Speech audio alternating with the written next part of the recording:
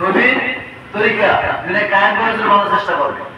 আল্লাহ আইন নবীর সুন্নাত তরিকা ওরা কায়েম করার চেষ্টা করবে। এটা আমরা কি করি? আল্লাহর আইন বাদ দিয়া, নবীর তরিকা বাদ দিয়া অন্য কোনো ব্যক্তির আদর্শ বাস্তবায়ন করার জন্য আমরা রাজনীতি করি না। ব্যক্তির আদর্শ, তার ভিতরে কি আদর্শ আছে? আল্লাহ নবীর থেকে তার চেয়ে কতগুলো বেশি আদর্শ বলেন? إنك لعلى خلق عظيم নবীর আদর্শের ব্যাপারে আল্লাহ তাআলা পরামর্শের ঘোষণা করেছেন, ইন্নাকা লাআলা খুলুকিন আযীম। পৃথিবীর যত মানুষ আসছে আরো আসবে কিয়ামত পর্যন্ত, যত মানুষ আসছে আর কিয়ামত পর্যন্ত আসবে, সকল মানুষের মধ্যে সর্বশ্রেষ্ঠ আখলাক ওয়ালা, সর্বশ্রেষ্ঠ আদর্শওয়ালা মানুষ হলো মুহাম্মদ রাসূলুল্লাহ সাল্লাল্লাহু আলাইহি ওয়াসাল্লাম। কার ঘোষণা? আল্লাহ। কার ঘোষণা? আল্লাহ কয় মুহাম্মদ সাল্লাল্লাহু আলাইহি ওয়াসাল্লাম সবচেয়ে বড় চরিত্র অধিকারী, সবচেয়ে বড় আদর্শবান। আমরা মুহাম্মদ সাল্লাল্লাহু আলাইহি ওয়াসাল্লাম বাদ দিয়া অন্য কোনো ব্যক্তির আদর্শের বাস্তবায়ন করার জন্য রাজনীতি করি। এমনকি রক্ত দেই, দেখে দেয় না, আমার জীবন থেকে সময় দেয়, দেখে দেয় না।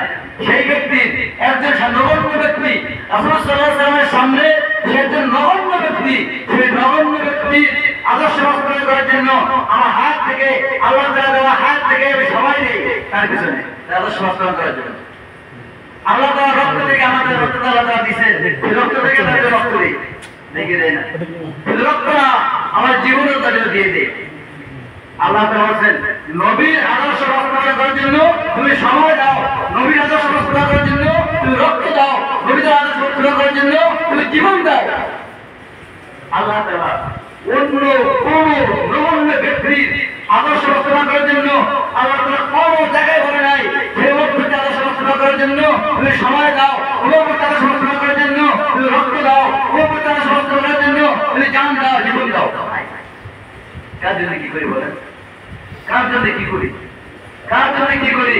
কার দেওয়া রক্ত কাকে দেই? কার দেওয়া জীবন হাত কাকে দেই? কার দেওয়া জান কার জন্য দেই? إن الله اشترى من المؤمنين أنفسهم وأموالهم بأن لهم الجنة يقاتلون في سبيل الله فيقتلون ويقتلون وعدا عليه حقا في التوراة والإنجيل والقرآن ومن أوفى بعهده من الله فاستبشروا ببيعكم الذي بايعتم به وذلك هو الفوز العظيم। يا بني ذلك إن الله اشترى من المؤمنين أنفسهم وأموالهم بأن لهم الجنة। আল্লাহ তাআলা বলেন, হে মুমিন বান্দা, তোমার জান মাল আমি নিয়ে নিলাম, এর বিনিময়ে তোমাকে আমি জান্নাত দেব। তোমার জান মাল আমি নিয়ে নিলাম, এর বিনিময়ে বেঁচে কিনা হিসাব করতেছে। তোমার জান মাল, তোমার সময় আমি নিয়ে নিলাম, তোমার সম্পদ আমাকে দিয়ে দাও, তোমার জান আমাকে দিয়ে দাও, তোমার রক্ত আমাকে দিয়ে দাও, তোমার জীবন আমাকে দিয়ে দাও। আমি তোমার জন্য কি আছি? জান্নাত। জান্নাত মেরে ভাই বুজুর্গ, কার আদর্শ বাস্তবায়ন করার জন্য জীবন দেবে আল্লাহ জান্নাত দেবে? কি বলেন? কার রাজনীতি করি? কার পিছনে দৌড়াই? এমন হতে পারে, এমন হতে পারে যার জন্য দৌড়াই তার জন্য ইমান শেষ। এই স্লোগান আমি মানিয়ে নেই, সকল ক্ষমতা অবশ্য জনগণ এই স্লোগান যদি মানিয়ে নেই আমার ইমান শেষ। বলে তার পিছনে দৌড়াই, যার পিছনে দৌড়ে ইমান দাঁড়াই সেটাই তার পিছনে দৌড়াই। আর যার ইমান থাকবে না, মরার পরে জান্নাতের অবকাশই নাই, জান্নাতে কেন পেতে আসে? চিন্তা করতে পারে? কি করতেছি বলে? নামাজও পড়তেছি, রোজাও রাখতেছি, কোরআন তেলাওয়াত করতেছি, জিকির আজকারও করতেছি, ওয়াজও শুনতে আছি, ইমান নাই, ইমান নাই। আপনার একটা কলস, খালি কলস, ওই কলসে খালি থাকার কারণে আপনি যা ঢুকবেন ঢুকবে, ও কলসে করে গিয়ে ছিদ্র নাই, করে কি নাই? ছিদ্র নাই। যা রাখবেন তাই জমা থাকবে। কি বলে? কথা বুঝে আসছে? আপনার কলস খালি আছে, কোন ছিদ্র নাই, যা রাখবেন তাই ঘরে জমা থাকবে কিনা? থাকবে। ঠিক তো, আমার ইমান যদি ছিদ্রমুক্ত থাকে, আমার ইমানে ছিদ্র হয়ে যায়, তাহলে আমার ইমানের মধ্যে যা রাখবো, নামাজ পড়বো, ওরা কাজে আসবে না, নিতে করে দেবে। রোজা রাখবো, কোনো কাজে লাগবে না, নিজের ছিদ্র ভরে দেবে।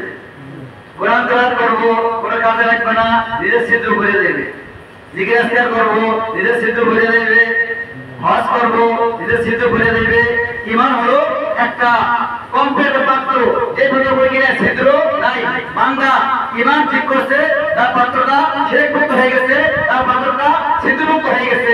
অতএব তার পাত্রে যা রাখবে, জিকির করবে, তার পাত্রে থাকবে। রোজা রাখবে, তার পাত্রে থাকবে। এরকম ভাবে নামাজ পড়বে, তার পাত্রে থাকবে। যা নেকামল করবে, সবের পাত্রে থাকবে। আমার ঈমান ছিদ্র হয়ে গেছে, ঈমান কি হয়ে গেছে? ছিদ্র হয়ে গেছে। কিসের কারণে? ওই যে বলছি, সকল ক্ষমতা উচ্চ জনগণ। কি বলছি? সব ঠিক আছে, সব আমার রোজা, নামাজ, হজ, যাকাত সব ঠিক আছে। শুধুমাত্র কেবলমাত্র একটা কথা বলছি, সকল ক্ষমতা উচ্চ জনগণ। এই কথা বলার কারণে আমার ঈমান ছিদ্র হয়ে গেছে, আমার ঈমান নষ্ট হয়ে গেছে, ঈমান নামক কলসটা ছিদ্র হয়ে গেছে। ছিদ্র হওয়ার কারণে আমার নামাজ, আমার থাকতেছে না, দিতে হয়ে যেতেছে। ঈমান না থাকার কারণে রোজা রাখলাম, ছিদ্র হয়ে যেতেছে, সব শেষ হয়ে গেছে। ঈমান থাকবে তো আপনার জান্নাতের আশা করা যাবে, সেও ঈমান। ঈমান থাকার পরে অনেকে গুনাহ করে, এই গুনাহ কিছুদিন খেলামত করতে হবে, 20 বছর, 5 বছর, 5 বছর, 20 বছর, 5 বছর, সারা খারাপ হতে পারে। ঈমান ঠিক থাকবে, ঈমান ঠিক থাকার পরে আপনি আমলে কাটতে থাকলে যদি সাদা খাতা করা হইলো, আল্লাহ জান্নাত দিবে। আর যদি ঈমান নষ্ট হয়ে যায়, ঈমান ছিদ্র হয়ে যায়, কিসের কারণে? কিছু কথার কারণে, কিছু আকীদা দিমাগে ঢুকানোর কারণে ঈমান নষ্ট হয়ে ছিদ্র হয়ে যায়। ঈমান নষ্ট হয়ে গেলে আপনি যত আমল করেন না কেন সব বাকি, সব কি বা ঈমান মূল জিনিস। ঈমান ঠিক করতে লাগে, ঈমান ঠিক নাই, নামাজ, রোজা, হজ, যাকাত, জিকির আজকার কোনো কিছু কাজে লাগবে না। এই জন্য ঈমানকে কি করতে হবে? শিরক মুক্ত করতে হবে, ঈমানকে ভেড়া মুক্ত করতে হবে, ঈমানকে ছিদ্র মুক্ত করতে হবে। মেরে ভাইদের সমঝে গো, ঈমান ছিদ্র মুক্ত না হলে আমাদের অবস্থা করতে পারি। এই ছিদ্র ঈমান যদি মারা যায়, যদি মারাই যায়, কোন উপায় নাই, বিনা হিসেবে জাহান্নাম, কোনো হিসেবে নেই, কোন হিসাবই হবে না। আমাদের মধ্যে হিসাব নিকাশ হবে। আমরা বলি কি ব্যাখ্যা বলছে, কি লেখা জানে? দলে একদল জান্নাতে। এই 73 দলের মধ্যে হিন্দু একজন নাই, খ্রিস্টান একজন নাই, ইহুদি একজন নাই, বিদুর্মী একজন নাই, মুসলমান। এই 73 দলের মধ্যে সবাই কি মুসলমান। 73 দলের মধ্যে একজন বৌদ্ধ, খ্রিস্টান, হিন্দু এক অবস্থা একজন নাই, সব মুসলমান। কিন্তু 73 জন মুসলমান রাখা পরে 72 জন জাহান্নামে, একদল জান্নাতি। কিসের কারণে? কিসের কারণে? নামাজ পড়ে না মুসলমান, নামাজ পড়ে না, রোজা রাখে না, হজ করে না, যাকাত দেয় না, ইসলাম মানে না, সব মানে ঈমান নষ্ট। ঈমান কি নষ্ট? ঈমান নষ্ট থাকার কারণে তার নামাজ পড়া লাগে, কাজে লাগবে না, বিদেশ হয়ে যাবে। আল্লাহ তার কেমন হিসাব করবে, 73 দলে খারাপ করবে। এর মধ্যে দলের মধ্যে দুইটা দল কয়টা? একবার ইমানদার, একবার ঈমান ছাড়া। একবার কি ইমানদার, আর একবার কি ঈমান ছাড়া। যারা ইমানদার তারা তো একবার করে রাখবে, আবার আমরা ঈমান ছাড়া। ঈমান কি ছাড়া? ঈমান ছাড়া যারা আছে বিদেশ হয়ে যাবে, বিদেশ হয়ে জাহান্নাম। कोई जिगी भी ना, नामाज पढ़ने का, हज करने का, ज़कात देने का, हम कैसे बात किसी की सीधे जीवन था विदेश लोगों में জাহান্নাম। এবার যারা আপনি ঈমানদার, তারা থাকবে না। এদের ভিতরে আল্লাহ তাআলা যাকে ইচ্ছা বিদেশে জান্নাত দিয়ে দেবে। কাকে দেবে? কাকে দেবে? ঈমানদের মধ্যে জান্নাত ইচ্ছা দেবে।